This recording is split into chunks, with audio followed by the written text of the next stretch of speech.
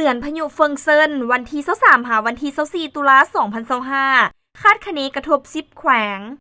กรมอุตุนิยมเร็วทกศาสตร์แจ้งเตือนภัยพายุหมุนเขียนฮ้อนเฟิงเซินในระหว่างวันที่23หาวันที่24ตุลา2025ว่าในเวลา 7 โมงของวันที่20ตุลา2025พายุหมุนเขียนฮ้อนเฟิงเซินมีจุดศูนย์กลางในเส้นขนานที่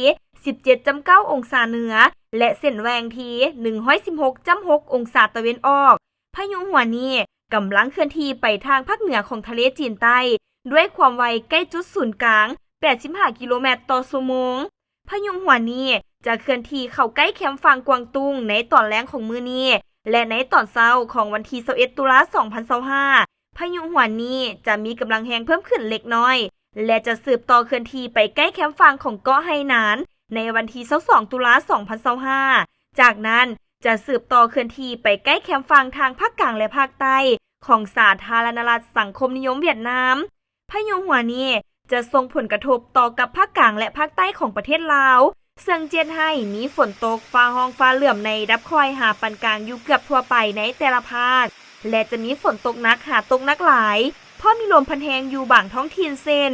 นครหลวงเวียงจันทร์และแขวงเซสมบูรณ์แขวงเวียงจันทร์บุรีคำไซ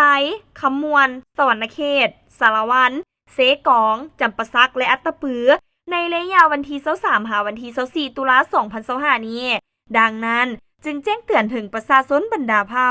องค์การปกครองท้องถิ่นและองค์การจัดตั้งทุกภาคส่วนอยู่เขตภาคกลางและภาคใต้